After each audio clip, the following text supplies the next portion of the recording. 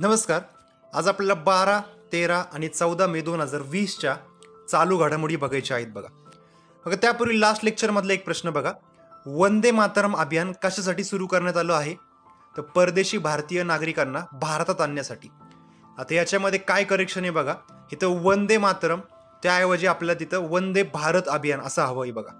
आता इथं प्रश्न जर बघितला, मी हा प्रश्न घेताना महाराष्ट्र टाइम्समधून घेतला होता आणि महाराष्ट्र टाइम्सच्या हेडलाईनमध्येच तो पॉईंट चुकीचा लिहिला होता बघा. हेडलाईन बघा तिथं काय दिली आहे, वंदे मातरम अभियान 24 तासामध्ये 1498 भारतीयांची घर वापसी. आणि खाली स्पष्टीकरणात परत काय लिहिले त्यांनीच, वंदे भारत अभियान लिहिलेले आणि हेडलाईनमध्ये वंदे मातरम अभियान. पण करेक्ट जर बघितला आपण, करेक्ट शब्द काय त्या ठिकाणी वंदे भारत अभियान हा करेक्ट पॉईंट आहे बघा. इतर न्यूजपेपरला पण वंदे भारत अभियान असंच पॉईंट दिलेला आहे, त्यामुळे तो पॉईंट बरोबर आहे. म्हणजे या ठिकाणी आपला करेक्ट प्रश्न काय तयार होईल, वंदे भारत अभियान कशासाठी सुरू करण्यात आले आहे. यानंतर 2-3 महत्त्वाचे न्यूज बघा. मागं आपण एक प्रश्न विचारला होता, भारतातील करोनामुक्त होणारे पहिले राज्य कुठले? त्याचं उत्तर सांगितलं होतं आपण गोवा. आणि दुसरं कुठलं होतं, मणिपूर. आता गोव्यासाठी अजून एक न्यूज आहे बघा. आजचीच न्यूज आहे, म्हणजे 14 मेची न्यूज आहे बघा. न्यूजमध्ये दिसत असेल तुम्हाला, लोकसत्तामधून घेतलेली न्यूज आहे. भारतातील पहिल्या करोनामुक्त राज्यात सापडले 7 रुग्ण आणि हे सर्व रुग्ण महाराष्ट्र आणि गुजरातमधून आले होते बघा.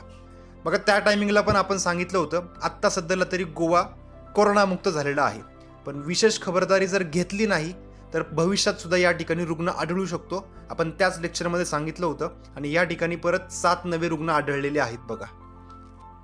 यानंतर पुढची महत्त्वाची न्यूज बघा. उद्धव ठाकरे यांनी विधान परिषदेच्या निवडणुकांसाठी अर्ज दाखल केलेला आहे आणि अर्ज दाखल करताना त्यांनी त्यांची प्रॉपर्टी जाहीर केलेली आहे बघा. आता मी ही प्रॉपर्टी काही सांगत नाही, ABP माझ्यावरती न्यूज दाखवली होती, ती न्यूज चेक करा तुम्ही. ब्रेक नंतर आपल्या सगळ्यांचं पुन्हा एकदा स्वागत. तुम्ही पाहताय ABP माझा. मुख्यमंत्री उद्धव ठाकरे यांनी काल विधान परिषदेसाठी आपला उमेदवारी अर्ज दाखल केलेला आहे आणि उमेदवारी अर्ज भरताना त्यांनी आपल्या संपत्तीचं विवरण सुद्धा स्पष्ट केलंय. उद्धव ठाकरेंच्या नावे एकूण 143,27,27,00,000 इतकी संपत्ती आहे. यात उद्धव ठाकरेंच्या नावावर 2 बंगले आहेत. या बंगल्यामध्ये पत्नी रश्मी ठाकरे यांची सुद्धा भागीदारी आहे. उद्धव ठाकरेंच्या नावे असलेल्या शेतजमिनींची किंमत 11,53,00,000 इतकी आहे. एकूण 5 प्लॉट त्यांच्या नावावर आहेत. याशिवाय 21,18,00,000चे दागिनेही त्यांच्या नावावरती आहेत. विशेष म्हणजे मुख्यमंत्री उद्धव ठाकरे यांच्या नावावर एकही गाडी नाहीये.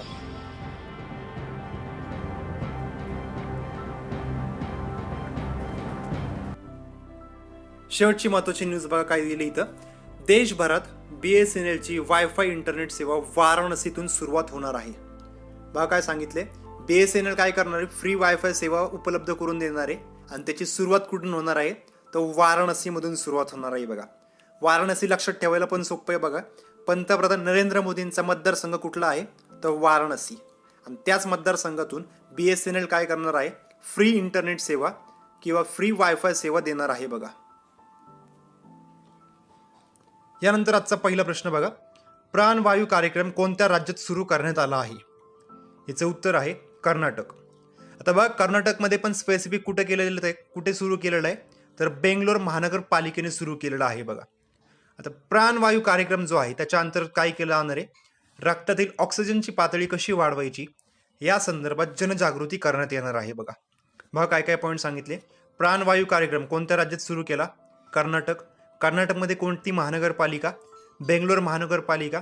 आणि प्राणवायू कार्यक्रमांतर्गत कशाची जनजागृती करणार आहे आपण, म्हणजे त्या ठिकाणी तर रक्तामधील ऑक्सिजनची पातळी कशी वाढवायची याची जनजागृती करण्यात येणार आहे बघा. पुढचा प्रश्न बघा, चॅम्पियन्स पोर्टल कोणत्या मंत्रालयाने सुरू केले आहे? याचं उत्तर आहे सूक्ष्म लघु मध्यम उद्योग मंत्रालयाने सुरू केले आहे बघा. त्यालाच काय म्हणतो आपण, MSME मंत्रालय. MSME म्हणजेच काय, मायक्रो स्मॉल मीडियम एंटरप्राइजेस असं म्हणतो बघा. आणि हे मंत्रालयाचं कारभार कोणाकडे आहे आत्ता सध्याला, तर नितीन गडकरी यांच्याकडे आहे बघा. आणि हेच मंत्रालय राज्यमंत्री म्हणून कोणाकडे आहे, तर प्रतापचंद्र सारंगी यांच्याकडे आहे बघा. प्रतापचंद्र सारंगी. MSME मंत्री कोण आहेत आत्ता, कॅबिनेट मंत्री म्हटलं तर कोण आहे, नितीन गडकरी आहेत. आणि राज्यमंत्री म्हटलं तर कोण आहेत, प्रतापचंद्र सारंगी. आता या चॅम्पियनचं फुल फॉर्म पण दिलेलं आहे बघा. फुल फॉर्म काय सांगितलंय, creation and harmonious application of modern process असं सांगितलंय बघा. Creation and creation and harmonious application of modern process हा त्याचा फुल फॉर्म सांगितलेला आहे बघा. पुढचा प्रश्न बघा, ग्लोबल एनर्जी ट्रान्झिशन इंडेक्स 2020 मध्ये भारताचे स्थान कितवे आहे? याचं उत्तर आहे 74वे स्थान आहे बघा. याच यादीमध्ये पहिलं स्थानी कोण आहे? तर स्वीडन हा पहिल्या स्थानी आहे बघा. आणि त्याचं एक वैशिष्ट्य आहे, तो सलग तिसऱ्या वर्षी पहिल्या स्थानी राहिलेला आहे. वर्ल्ड एनर्जी ट्रान्झिशन इंडेक्स हा इंडेक्स कोणाद्वारे जारी केला जातो, म्हणजे पब्लिश कोण करतं? तो वर्ल्ड इकॉनॉमिक फोरमद्वारे तो पब्लिश केला जातो बघा. आणि अजून एक महत्त्वाचा point, global energy transition index हा कोणत्या बेसवरती त्या ठिकाणी जारी केला जातो? तर बघा, प्रत्येक देश चालवण्यासाठी त्या ठिकाणी ऊर्जा तयार केली जाते. ऊर्जा म्हणजेच वीज तयार केली जाते. ती वीज तयार करत असताना किती प्रमाणात प्रदूषण होत आहे, त्या बेसवरती हा इंडेक्स जारी केला जातो बघा. एक उदाहरण जर घेतलं आपण, स्वीडनमध्ये जी काही वीज तयार होती, वीज तयार करत असताना प्रदूषण त्यांच्या इथं काय सर्वात कमी प्रदूषण होत आहे. त्यामुळे स्वीडन पहिल्या स्थानी राहिलेलं आहे. त्या ठिकाणी वीज कशी निर्माण होत असेल?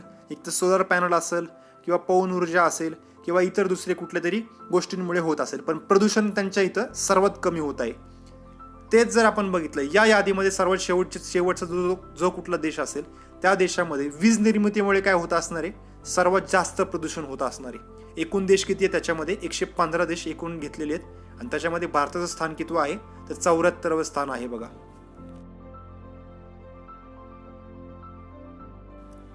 पुढचा प्रश्न बघा, सर्वोच्च न्यायालयातील वकिलांचा नवा ड्रेस कोड कोणता असणार आहे? याचं उत्तर आहे पांढरे शुभ्र कपडे. बघा, असं का सांगितलेलं आहे? सर्वोच्च न्यायालयाने पण आता काय केलेलं आहे? व्हर्च्युअल कोर्ट सुरू केलेला आहे. म्हणजे आता वकील असतील, दोषी असतील किंवा त्या ठिकाणी साक्षीदार असतील, हे सगळे काय करणार आहेत? आता घर बसल्याच व्हिडिओ कॉन्फरन्सिंगद्वारे त्या ठिकाणी केस लढवणार आहेत बघा. आता केस लढवत असताना वकील सुद्धा घरीच बसून त्या ठिकाणी केस लढवणार आहेत. मग त्या टायमिंगला वकिलांचा ड्रेस कोड कोणता असणार आहे? तर पांढरे शुभ्र कपडे असणार आहे बघा.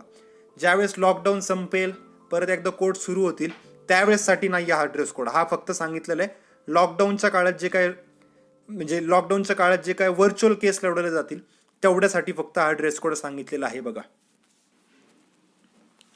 पुढचा प्रश्न, कोणत्या देशातील 113 वर्षांचा कोरोना रुग्ण पूर्णपणे बरा झाला आहे?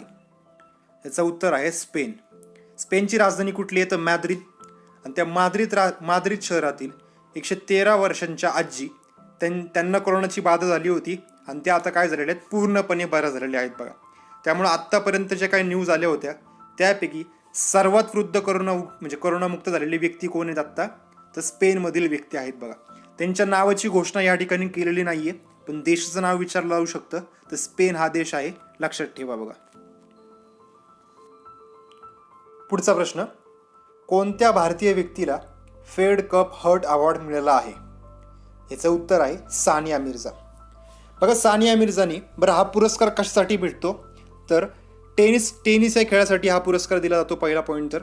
आणि त्याच्यामध्ये काय वैशिष्ट्य काय असलं पाहिजे? आई झाल्यानंतर पुन्हा एकदा कमबॅक जे करतात त्यांना हा पुरस्कार दिला जातो बघा. त्यामुळे सानिया मिर्झाने आई झाल्यानंतर सुद्धा परत नंतर एकदा कमबॅक केला होता, म्हणजे टेनिस खेळायला परत एकदा सुरुवात केली होती. त्यामुळे त्यांना हा पुरस्कार दिलेला आहे. अजून एक वैशिष्ट्य या ठिकाणी, प्रथम भारतीय व्यक्ती या ठरलेल्या आहेत ज्यांना हा पुरस्कार भेटलेला आहे बघा. पुढचा प्रश्न, मनमीत सिंग वालिया कोणत्या खेळाशी संबंधी होते? याचं उत्तर आहे टेबल टेनिस. बघा, टेबल टेनिस या खेळाशी संबंधित होते आणि त्यांचा आत्ता मृत्यू झालेला आहे. आणि मृत्यू कोणत्या देशामध्ये झालेला होता? तर कॅनडा या देशामध्ये झाला आहे बघा. परत एकदा बघा, मनमीत सिंग वालिया कोणत्या खेळाशी संबंधित होते? तर टेबल टेनिस. पुढचा प्रश्न, अटल पेन्शन योजना केव्हा सुरू करण्यात आली होती? याचं उत्तर आहे 9 मे 2015 रोजी सुरू करण्यात आली होती बघा. बघा, हा प्रश्न का चर्चेत आहे? 9 मे 2020ला या योजनेला किती वर्ष कंप्लीट झालेली आहेत? तर 5 वर्ष कंप्लीट झालेली आहेत बघा. 2015ला सुरू केली होती, 2020ला म्हणजे 9 मे 2020ला 5 वर्ष कंप्लीट झाली. या योजनेमध्ये आत्तापर्यंत किती लोकांनी सहभाग दाखवलेला आहे? तर 2,23,54,028 लोकांनी आत्तापर्यंत सहभाग दाखवलेला आहे बघा. आता ही योजना जर बघितली आपण, स्पष्टीकरणामध्ये काय सांगितलेलं आहे बघा. त्याच्यात या योजनेमध्ये सहभाग कोण घेऊ शकतं? तर ज्यांचं वय 18पेक्षा जास्त आहे आणि 40पेक्षा कमी आहे ते लोक काय करू शकतात, या योजनेमध्ये सहभाग घेऊ शकतात. म्हणजे 18 ते 40 वयादरम्यान त्यांना काय करायचं असतं, एक मासिक हप्ता भरायचा असतो त्या ठिकाणी. आणि त्यानंतर 60 वर्षानंतर म्हणजे वयाची 60 वर्ष उलटल्यानंतर त्यांना मासिक पेन्शन भेटते. बघा काय काय सांगितलं. अटल पेन्शन योजना केव्हा सुरू करण्यात आली होती, तर 9 मे 2015. आत्ता किती वर्ष कंप्लीट झाले, तर 5 वर्ष कंप्लीट झालेले आहेत. बघा सहभाग कोण घेऊ शकतं, 18 ते 40 वयोगटातील व्यक्ती त्या ठिकाणी सहभाग घेऊ शकतात. आणि पेन्शन भेटायला कधी सुरुवात होते, तर वयाची 60 वर्षानंतर पेन्शन भेटायला सुरुवात होती. आणि आत्तापर्यंत किती व्यक्तींनी भाग घेतलेला आहे, तर 2,23,54,028 लोकांनी भाग घेतलेला आहे. बघा भारतातील पहिली hot air seam sealing machine कोणत्या राज्यात सुरू करण्यात आली, याचं उत्तर आहे गुजरात राज्यामध्ये सुरू करण्यात आली. बघा आता hot air seam sealing machine याचा अर्थ काय होतो बघा. एक उदाहरण बघा, रेनकोट जर बघितला आपण, रेनकोटवरती त्या ठिकाणी चिटकवलेला असतो त्या ठिकाणी का तो शिवलेला असतो, तर दोन्ही प्रकारचा त्या ठिकाणी वापरला जाऊ शकतं. बघा पण शक्यतो जास्त प्रकार कशाचा असतो, तो चिटकवण्याचा प्रकार असतो. शिवल्यानंतर काय होऊ शकतं, त्या ठिकाणी पाणी आतमध्ये वगैरे येऊ शकतं. त्याच प्रकारे बघा आत्ता जे करोनासाठी जे काही ड्युटीवरती लोक आहेत, म्हणजे डॉक्टर असतील किंवा नर्सेस असतील, त्यांच्या अंगावरती एक PPE किट्स असतात. बघा PPE किट्स. आता PPE किट्स म्हणजेच काय, पूर्ण एक रेनकोट सारखे एक त्या ठिकाणी वेश असतो तो, आणि ते वेश तयार करण्यासाठी ही मशीन तयार करण्यात आलेली आहे. बघा त्या मशीनला नाव काय दिलेलं आहे, hot air seam sealing machine असं नाव दिलेलं आहे. बघा पुढचा प्रश्न, अंडर-17 फिफा वर्ल्ड कप केव्हा सुरू होणार आहे, याचं उत्तर आहे 17 फेब्रुवारी 2021 रोजी सुरू होणार आहे. बघा मागच्या वर्षी म्हणजे ज्यावेळेस डिक्लेअर झाला होता, त्यावेळेस डिक्लेअर करताना 2020 असं डिक्लेअर केलं होतं. 2020ला होणार होता आणि तो भारतामध्येच होणार होता. बघा आणि आता तो कोरोनामुळे पुढे ढकलण्यात आलेला आहे. आणि तो कधी होणार आहे, तर 17 फेब्रुवारी 2021ला पार पडणार आहे. आणि कुठे पार पडेल, तो ओडिसामध्ये पार पडणार आहे. बघा ओडिसा. पुढचा प्रश्न, सोहराई खोवर पेंटिंगसाठी कोणत्या राज्याला GI टॅग मिळाला आहे, याचं उत्तर आहे झारखंड. बघा झारखंडमधील ज्या काय आदिवासी महिला आहेत, त्या आदिवासी महिला या पेंटिंग काढतात. बघा आणि त्यासाठी त्यांना GI टॅग मिळाला आहे. आणि त्याचबरोबर तेलिया नावाचा एक रुमाल असतो, तर तेलिया रुमालसाठी तेलंगणाला GI टॅग मिळाला आहे. बघा 2 GI टॅग घोषित करण्यात आलेले आहेत.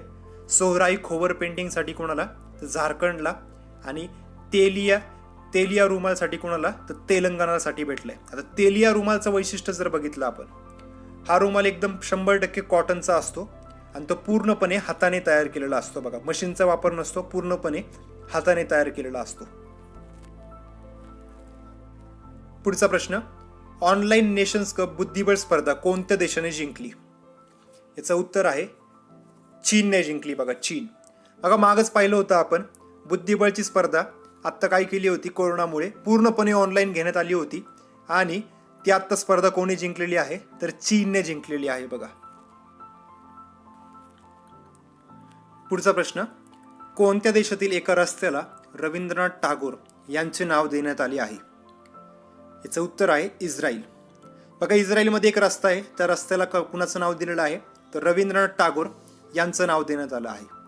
आत्ताच का दिलं, असं मध्येच का देण्यात आलं, कारण की रवींद्रनाथ टागोर यांची 159वी जयंती त्या ठिकाणी साजरा करण्यात आली. बघा त्यांचं जन्मतारीख कधी आहे त्यांची, तर 7 मे 1861ला त्यांचा जन्म झाला होता. आणि 7 मे 2020 रोजी त्यांची 159वी जयंती साजरी करण्यात आली. बघा आणि त्याच वेळी इस्रायलमध्ये एका रस्त्याला त्यांचं नाव देण्यात आलं. बघा पुढचा प्रश्न, FIR आपके द्वार ही योजना कोणत्या राज्याने सुरू केली आहे, याचं उत्तर आहे मध्य प्रदेश. बघा याचा अर्थ काय झाला, पोलिसांना फोन केल्यानंतर पोलीस डायरेक्ट घरीच डायरेक्ट FIR फाईल करणार आहेत. बघा म्हणजे आपण आपल्या इथे एखादा गुन्हा झाल्यानंतर आपण 100 डायल केल्यानंतर पोलीस त्या ठिकाणी आले, तर पोलीस त्या ठिकाणी आल्यानंतर FIR त्याच ठिकाणी जारी केला जाणार आहे. बघा यापूर्वी कशी होती त्या ठिकाणी सिस्टीम, पोलीस चौकीत गेल्याशिवाय आपण FIR फाईल करू शकत होतो का, तर नव्हतं करू शकत. FIR आपके द्वार कोणी सुरू केले, मग मध्य प्रदेश राज्याने. शेवटचा प्रश्न बघा, आंतरराष्ट्रीय नर्स दिवस किंवा नर्स डे किंवा परिचारिका असं म्हणतो मराठीत आपण त्याला, केव्हा साजरा केला जातो? याचं उत्तर आहे 12 मे रोजी साजरा केला जातो बघा. आणि 2020ची म्हणजे या वर्षीची संकल्पना काय सांगितलेली आहे? तर nursing the world to health. Nursing the world to health अशी संकल्पना सांगितली आहे बघा. याचबरोबर अजून एक पॉईंट महत्त्वाचा आहे या ठिकाणी, WHO ने 2020 हे वर्ष नर्स वर्ष म्हणून जाहीर केलेलं आहे बघा.